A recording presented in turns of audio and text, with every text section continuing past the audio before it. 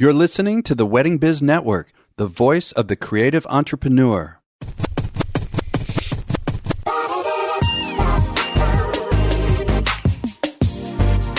Hey everyone, it's Andy Kushner with The Wedding Biz, a podcast that provides both education and inspiration for those of us in or interested in the weddings and event industry. If you missed last week's episode, it was with Jennifer Stein, co-founder and editor-in-chief of Destination I Do magazine, which can be found on newsstands in all 50 states and 12 countries. Today's guest is Heidi Thompson. She is a wedding business and marketing strategist and is the best-selling author of Clone Your Best Clients and the founder of Evolve Your Wedding Business, where she helps wedding professionals grow six-figure and multi-six-figure businesses without working all the time. Her business and marketing expertise has been featured on several wedding and business outlets and events, including the Huffington Post, Wedding Business Magazine, Wedding MBA, Honeybook, Wedding Wire, and more. She's an advisory board member for the UK Academy of Wedding and Event Planning and is the creator and host of Book More Weddings Summit and Weddings Business CEO Summit. Enjoy this conversation with Heidi Thompson. Heidi, I've really been looking forward to talking to you because I am not an expert with marketing. That is not one of my strengths. So I'm so excited to talk to you. Thank you for having me. I love nerding out on this. So I'm excited to dive in. Cool. All right. Well, I know that in order to grow our businesses, we all really should have a marketing plan. And you do many things, one of which is teach and consult on creating a marketing plan that is not an overwhelming undertaking for a wedding-oriented business. But before we go into that, how did you come to learn about marketing and enter that field, and especially with the wedding industry? Okay, so this is a long and meandering journey that makes sense in retrospect, but I did not see it coming. Okay. I had worked as a planner. I'd worked as an associate planner. I'd worked on nonprofit events, and I loved these nonprofit events I worked on. And I realized once I started working in weddings that part of those events was missing. And the part that was missing was getting people to these fundraising events, getting people to care about these events and show up and have a vested interest. So I realized that I really loved the marketing, but I also love the wedding industry. So I find myself in the UK, where my husband's from. I'm, still keeping a pulse on the wedding industry, working in all sorts of different fields in marketing. And I noticed that what people really wanted and what the wedding media there was doing were two very different things. So at this time, people were going very offbeat bride, very rock and roll bride, but everything in the wedding industry was still very fluffy Cinderella. So I decided to start a wedding fair that brought together these quirky, alternative, amazingly creative wedding pros and the couples that wanted to find people that were different to create a really unique wedding. And I found myself coaching my exhibitors on, how to make sure they got a really solid return on their investment. And then it kind of smacked me in the face that not everybody just, reads about marketing and is just into this kind of thing. So I was able to bring both worlds together. And that was about 10 years ago now. What are the different parts of your approach to creating a marketing plan?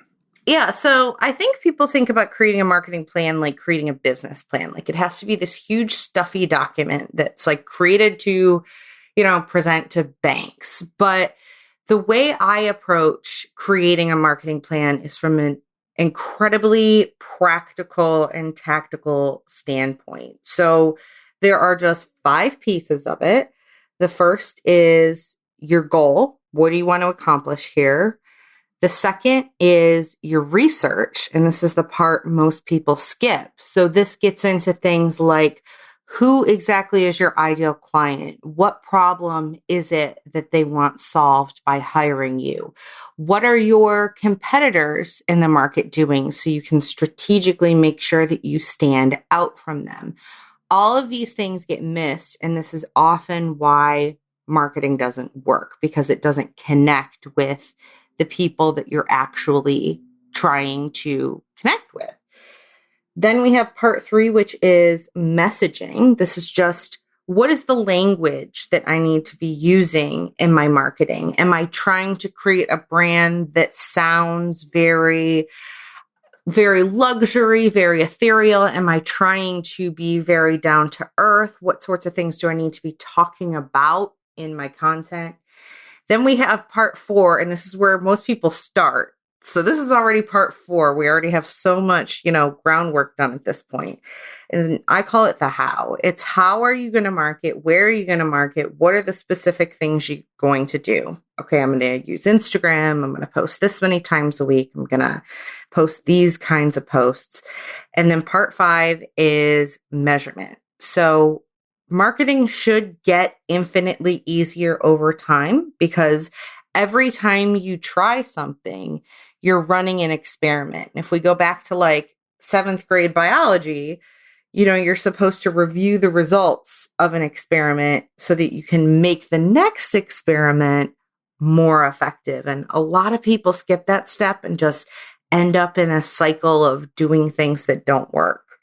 So, of these 5 steps, what one would you say is the one that wedding people tend to have the most trouble with?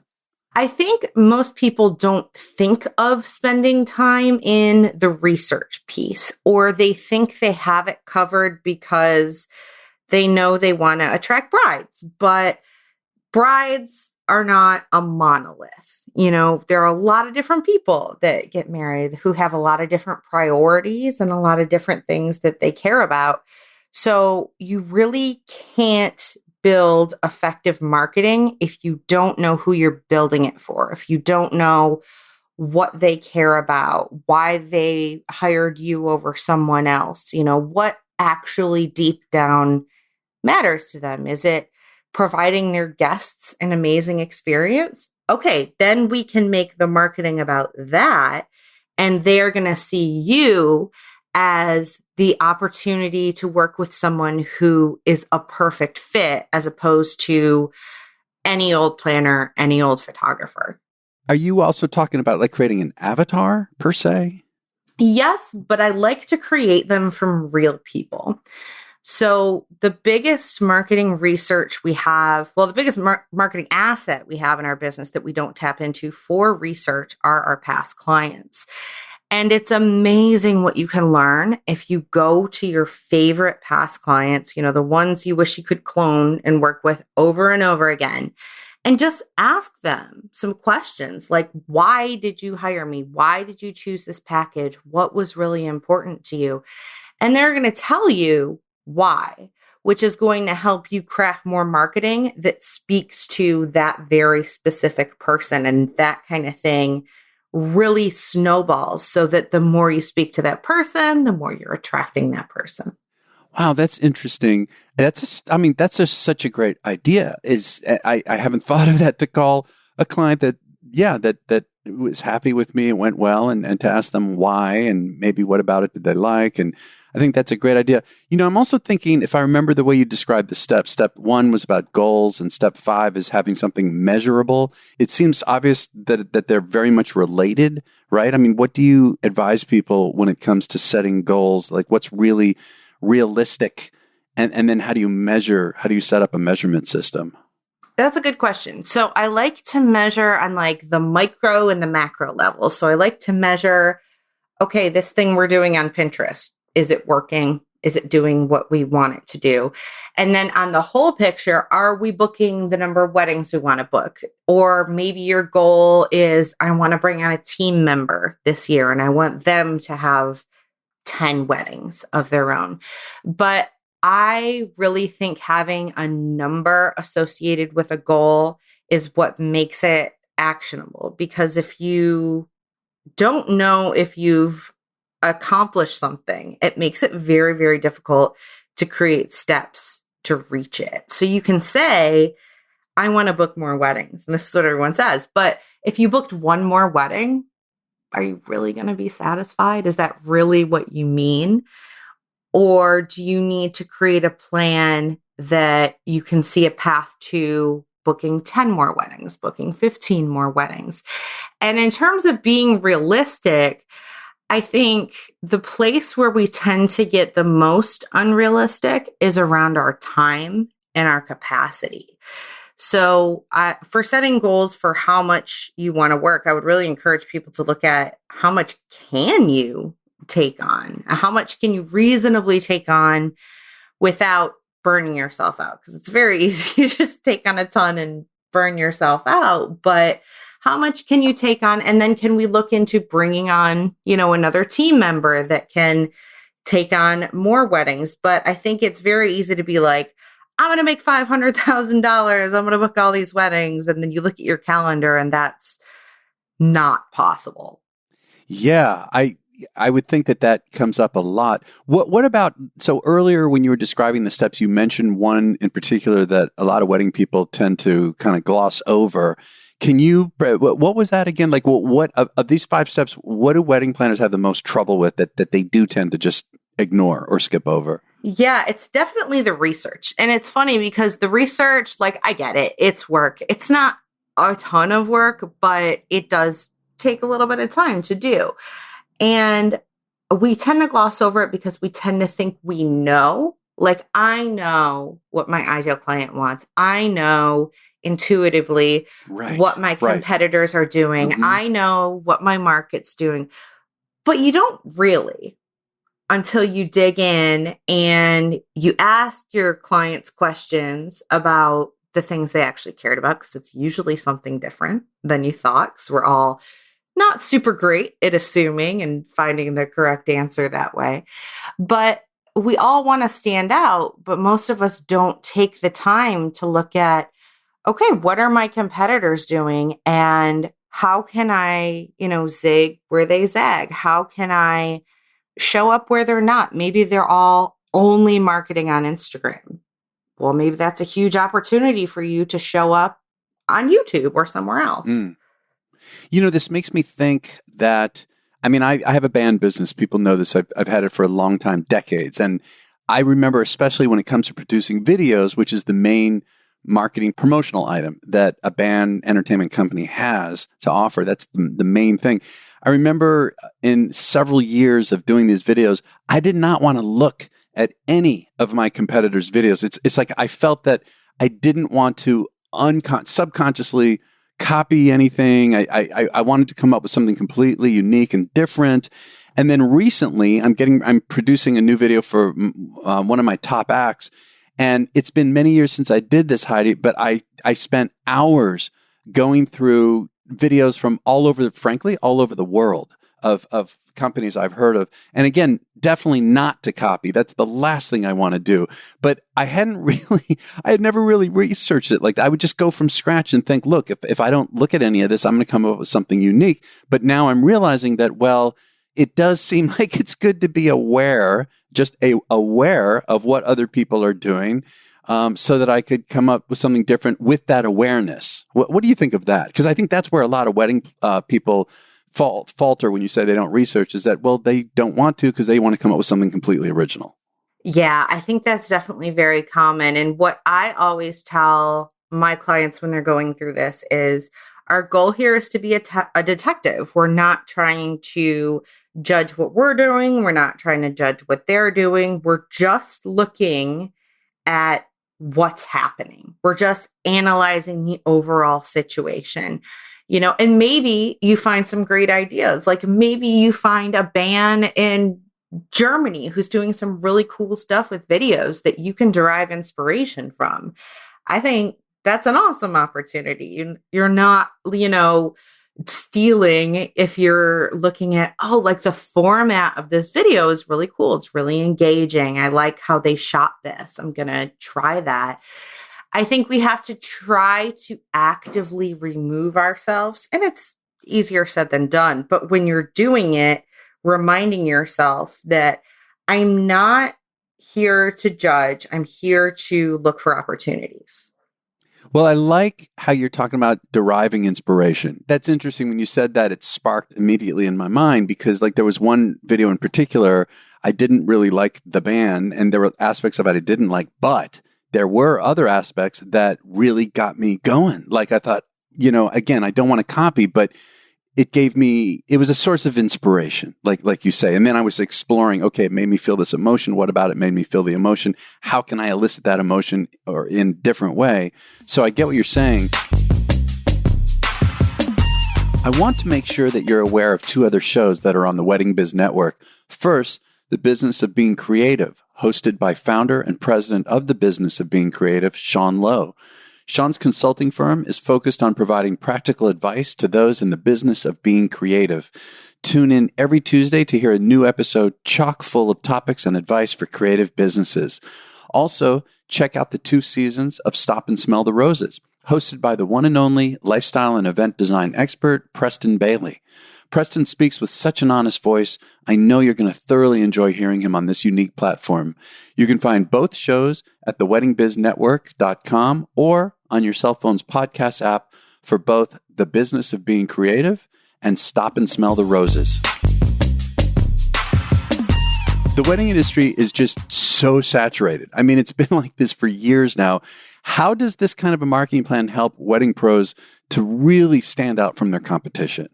So on top of looking at what your competitors are doing, I really teach my clients to become the go-to person for someone. So you want to become the, go-to planner for couples who want to do their own thing and not have to deal with tradition in your area or something like that.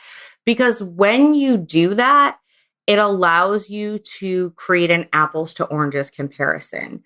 You are the specialty, like you're the cardiologist, and everyone else is the general practitioner. There's nothing wrong with general practitioners, but it's not who you want to go to if you have a specialized need, if you really want to work with that person. And I just had an experience like this. I was looking for a branding photographer, and color is something I was looking for. Someone who works very well with bold colors.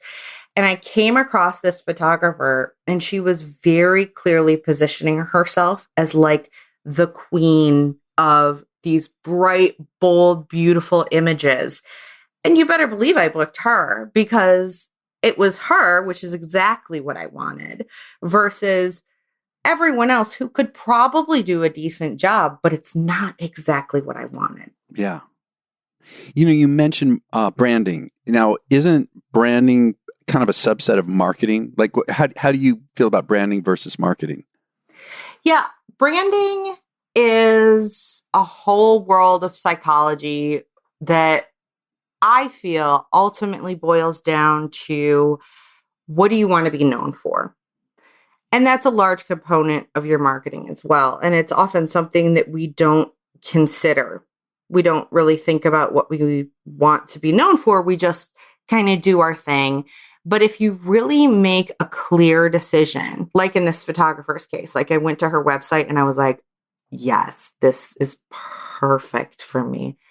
If you make a very clear decision about what you want to be known for, you become like this lighthouse on a hill that just completely stands out from everything else because you are doing what you're doing in your unique way, but you're positioning it as I am the go-to, insert what you do for this particular kind of couple, this particular kind of groom, this particular kind of bride. And your brand is very much how you want to be known, how you want to make people feel. It's more the squishy, hard to pin down parts of how you want to be perceived in your market.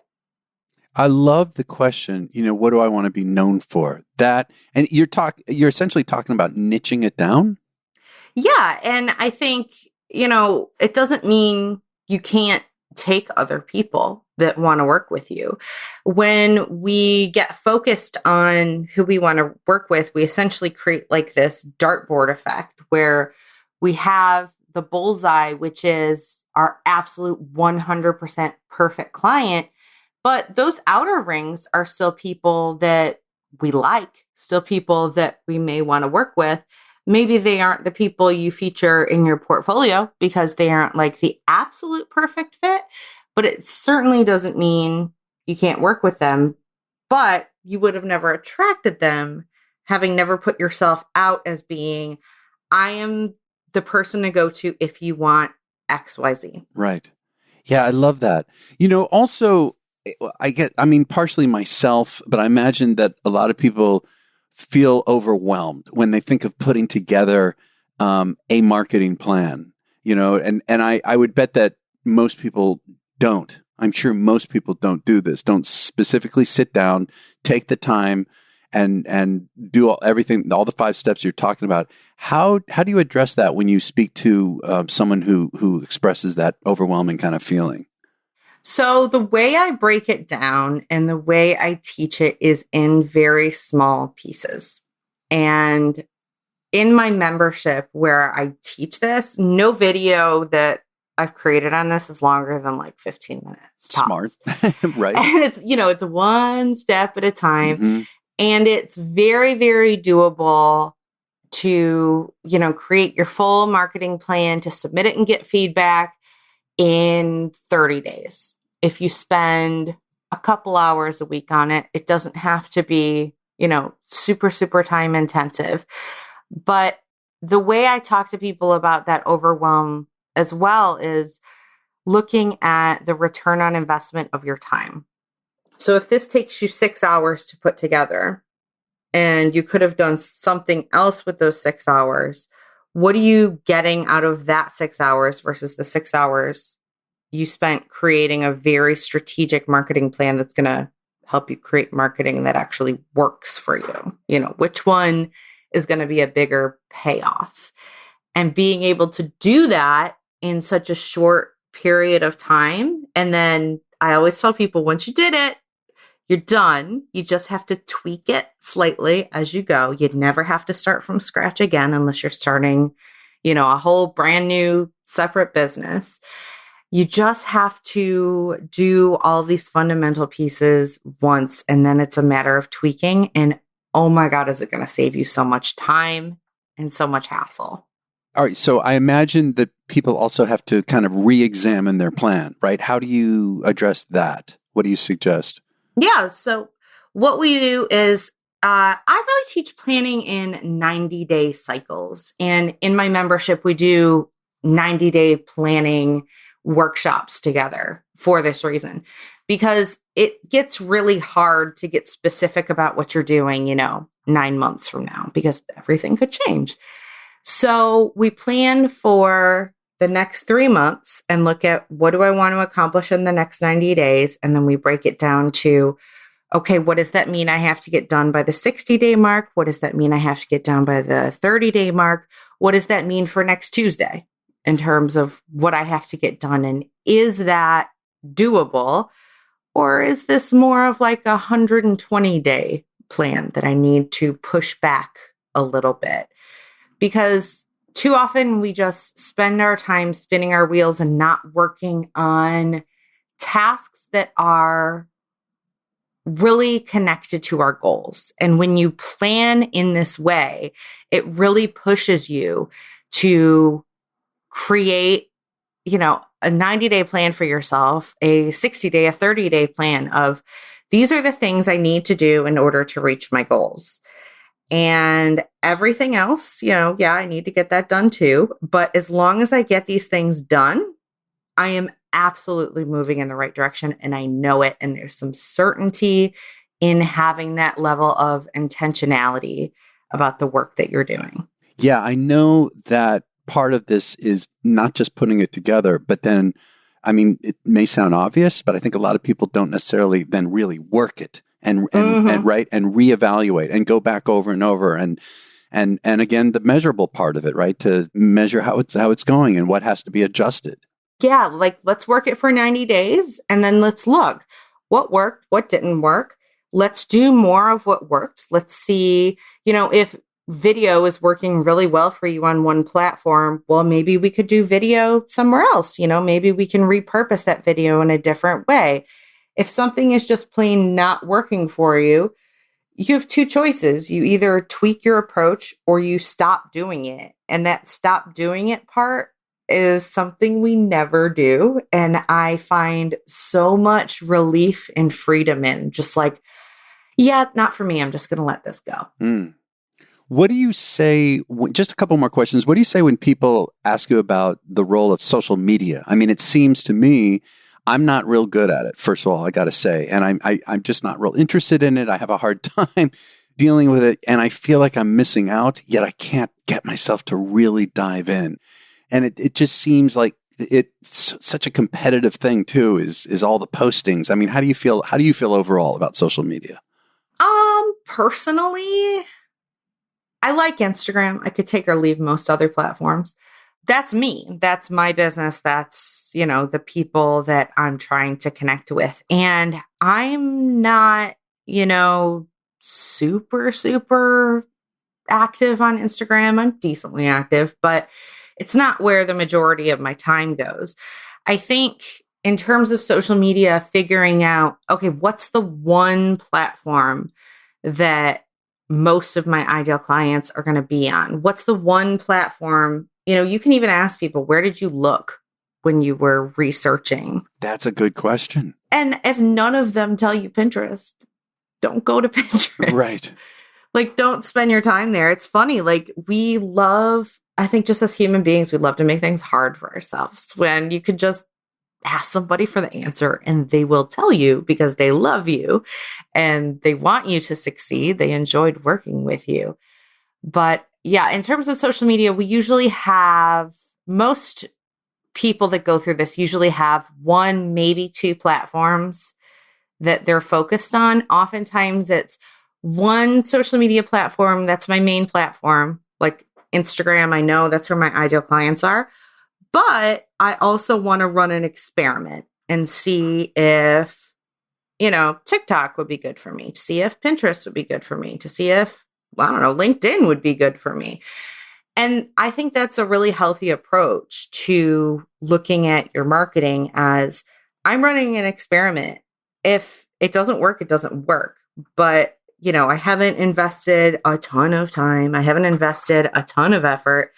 And at the end of it, if it doesn't work, then you can just take that off your plate and you don't have to deal with it anymore.